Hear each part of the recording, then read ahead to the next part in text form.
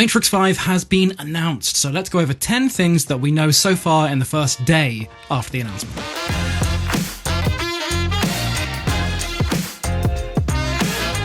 Number 1.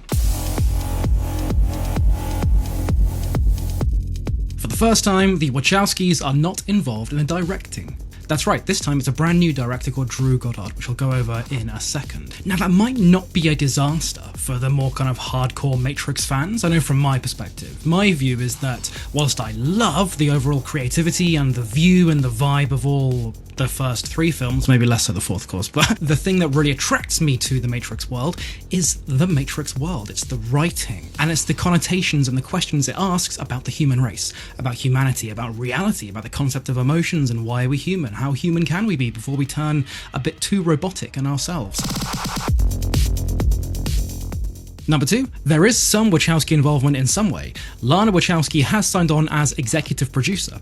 Now, what does that mean, of course? Executive producer is one of those roles in filmmaking, because I've worked a little bit in film myself. It basically can range from really minimal involvement from people who have such a huge name that they pretty much put their name on the poster, and it means that, you know, the film will sell more and they'll have minimal involvement.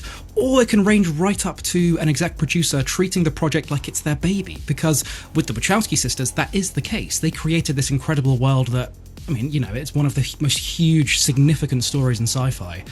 This absolutely is not that rare. This happens all the time. So Ridley Scott created the world of Alien, directed, however, with Alien Romulus, the new one coming out soon, he is just simply the exec producer. And by the way, you can subscribe to Jam Punch now because I'm covering all of the Alien films leading up to Alien Romulus. Jon Favreau directed one of the very, very early Marvel films, Iron Man. He stayed on as exec producer on Avengers Endgame and a few other Avengers films, so therefore he could speak to the current filmmakers of the latter stages of the MCU and say, here's what I did, etc, etc.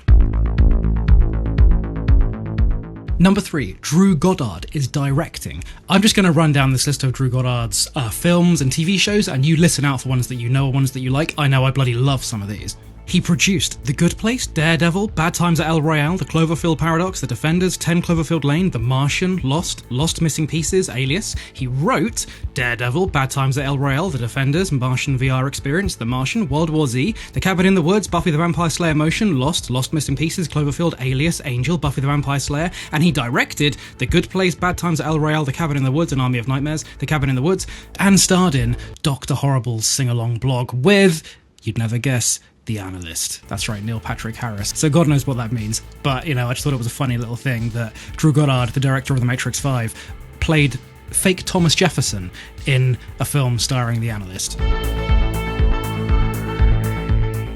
Number 4, this does also give me a bit of confidence about Drew Goddard taking the director role. He supposedly came up with the idea for The Matrix 5. Supposedly, Drew Goddard approached Warner Brothers for the idea of The Matrix 5. Warner Brothers themselves have said, Drew came to Warner Brothers with a new idea that we all believe would be an incredible way to continue the Matrix world. That's from the Warner Brothers Motion Pictures president of production, Jesse Irma. And Goddard himself has said, it is not hyperbole to say the Matrix films changed both cinema and my life.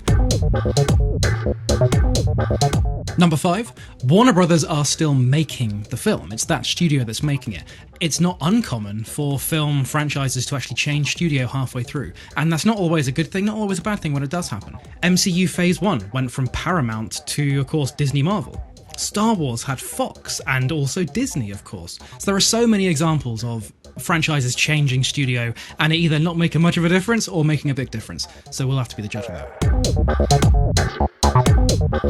Number 6. According to the quote, Warner Brothers are open to a new style, which might mean something like the Animatrix, or maybe not that drastic, but certainly a new style. Now that would certainly explain why they got a new director involved. Warner Brothers said they like how Drew is offering a unique perspective based on his own love of the series. So Drew Goddard having that deep personal connection to The Matrix, like we said, we might see a completely different style. We know, anyone who's really looked into the lore, the Matrix world can be absolutely terrifying when you break it down. I mean, it's robots taking over the human race and putting them in pods. You know, God knows what kind of mental experiments they put humans through. You know, when you break down the storyline, it gets terrifying.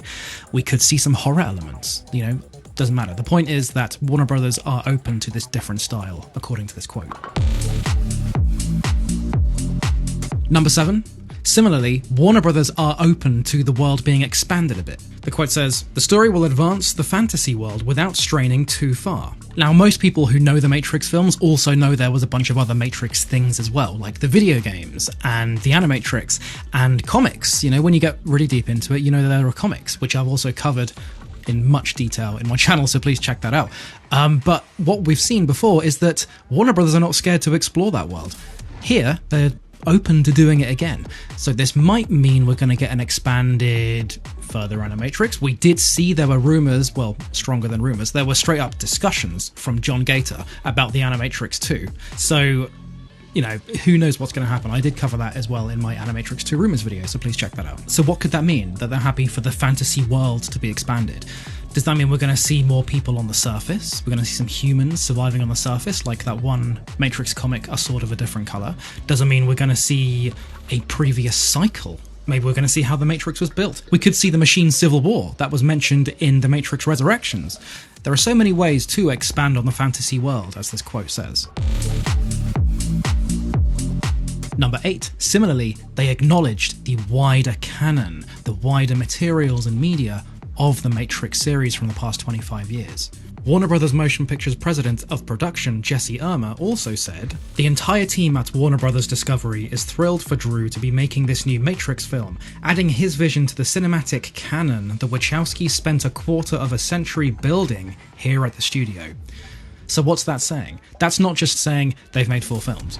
There, Jesse Irmer is saying the cinematic canon. He's saying the films, the Animatrix, the video games, the comics, the entire cinematic canon that has been built over the past 25 years. He's acknowledging that in this quote, in this press release about The Matrix 5.